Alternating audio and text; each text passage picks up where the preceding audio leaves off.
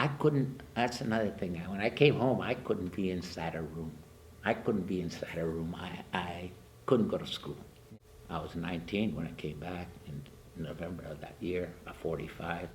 Did you come home from Guam or did you go to China? No, because of the time that I had served over there, they sent me from Okinawa home. So was that on a point system? Yeah, Or- they okay, had a so you point system. I don't know how it worked. All I thank God is that I had enough points, and they put me on a boat there in Okinawa, and we came the northern route of the Pacific, which was they put us on a Liberty ship. You've heard of that? Yes. There was some troop ships that were they looked like they felt like you were in a tin can. Yeah. Every big wave, your ship shake and rattle like it was going to sink. Uh-huh. And they took the northern route, I heard, because it was fastest. But I don't care. I got home to San Diego. I was just so happy. A couple of days later, I was at a USO coffee wagon at night there at the recruit depot. I came back to the recruit depot. Okay. And I was in line, and I see somebody over there looked familiar. I hadn't seen in 3 years. And it was my brother. Oh, wow. So he had come over from, I think their 5th Division went to Hawaii. Some went to Guam. Some went to China. My outfit went to Right. Korea. Hmm. My outfit went to Korea. Some went to China.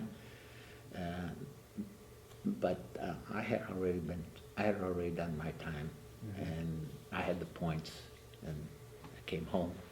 Can you tell us about your homecoming? Seeing your mom? Oh, it was. I can't describe it. It's just unbelievable. To the old home that my dad had lived in. It was. And I came back a different person, I know. For the first 2 years, I wasn't quite, I was a little jumpy.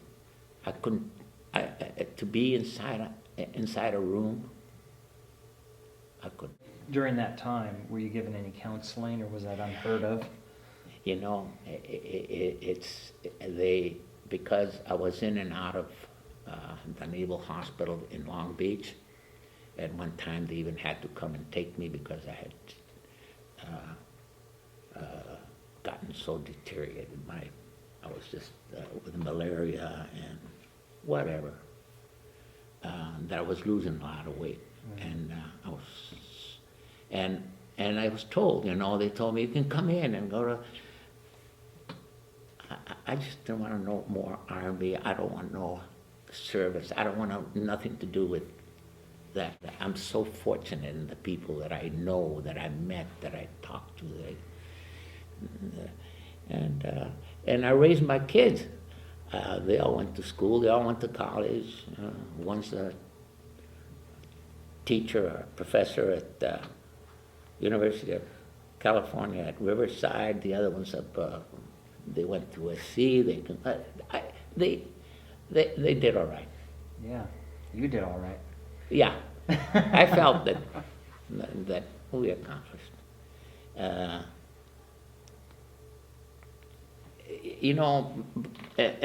I'll be honest with you. I don't think that everybody's as lucky as I am, because I saw after a lot of the veterans from my generation that just never made it back. They got, but they didn't.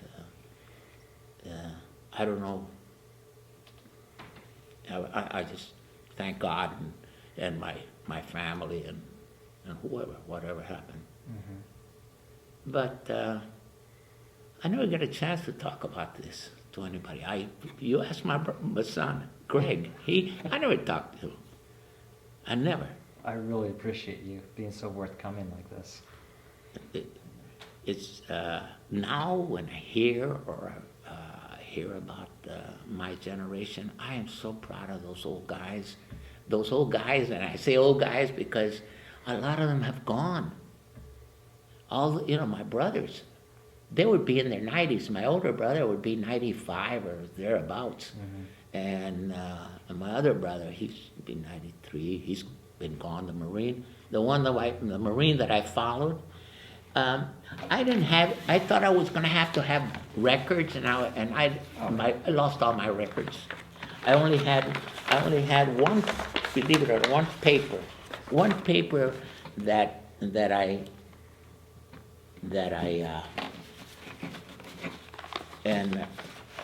lost him, and I could have gone. When I went to the hospital, they told me I could ask for them, but this is the only thing that I have left. Discharge or? To you who answered the call of your country and served in its armed forces to bring about the total defeat of the enemy, I extend the heartfelt thanks of a grateful nation. As one of the nation's finest, you undertook the most severe task one can be called upon to perform. Because you demonstrated this fortitude, resourcefulness, and calm judgment necessary to carry out that task, we now look for your leadership and example in further exalting our country in peace. Signed, Harry Truman. Yeah, wow. That's the only paper that I have. The other papers were destroyed. I do have pictures that some friend of mine. There was several friends that I couldn't afford a camera in the Second World War, but some guys did. They have cameras, and I sent pictures to my sister. And when I came back, she passed away too. She was older than I was. Her daughter gave them, and I had some of them made over. This. Oh, wow. Can we copy these photographs or take pictures of them? Oh, yeah. We can incorporate them into. And the this is of course my. Oh, you have that. Greg had that. That's my brother. He was something special. That guy was something special. He graduated high school in 1939, and at that time there was no work. There was everything, and so he went in the Marine Corps. He joined the Marine Corps, and at that time we had never seen a Marine in a full dress, blues. The weekend that he came and went to mass with the family, he was such a he stood out. And he was a good brother, very good brother.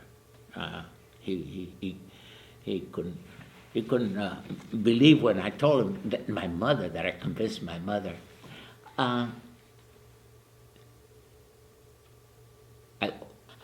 When I came back, I'll tell you what.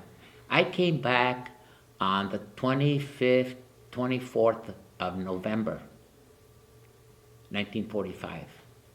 2 days later, my brother had gotten home. He had been in the service much longer, so he got a quicker furlough, and he came. He was discharged. They didn't discharge me because there was too many people.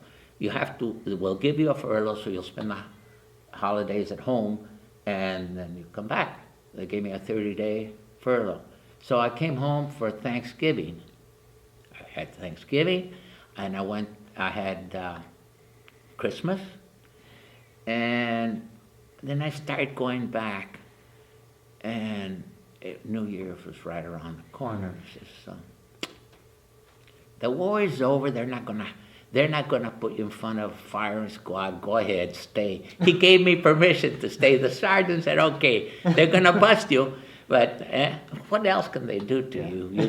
So I stayed for New Year, and when I went back to the base, the lieutenant, he says, "Well, did you have a good time?" I says, "Yeah, I enjoyed my family." He says, "Okay." So they did. They took my stripe away, but who cares?